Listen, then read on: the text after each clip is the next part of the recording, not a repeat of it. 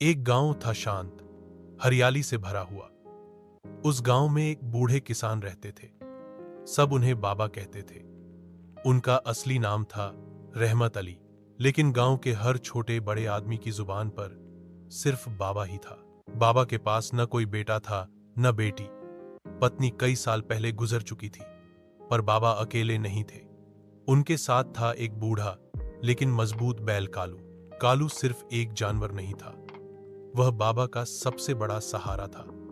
दोनों सुबह खेत जाते, बाबा हल चलाते और कालू उसे खींचता। दोपहर को पीपल के पेड़ के नीचे बैठकर बाबा रोटी खाते और एक रोटी कालू को भी खिलाते, जैसे कोई पिता अपने बेटे के साथ हो। समय बदला। एक साल गांव में भयंकर सूखा पड़ा। बारिश नहीं हुई, जमीन फट गई और फसलें बर्बाद हो गईं। कई किसानों ने अपने मवेशी बेच दिए और कुछ शहर की तरफ चले गए।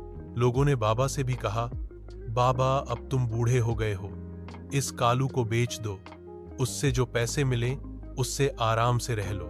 लेकिन बाबा ने मुस्कुराते हुए जवाब दिया, पैसे तो फिर मिल जाएंगे बेटा, पर कालू जैसा साथी जिंदगी में एक बार मिलता है। बाबा ने कालू को नहीं बेचा।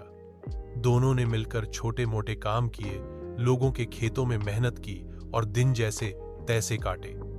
कालू कमजोर हो गया, बाबा भी बीमार पड़ने लगे, लेकिन दोनों ने एक दूसरे का साथ नहीं छोड़ा।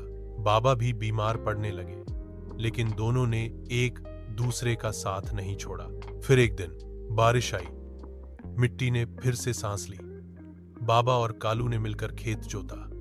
लोगों ने देखा, वो बूढ़ा बाबा और उसका थका हुआ बैल कैसे फिर से जमीन को जिंदा कर रहे हैं। मौसम ने साथ दिया, मेहनत रंग लाई, फसल आई और बाबा का घर फिर से अनाज से भर गया।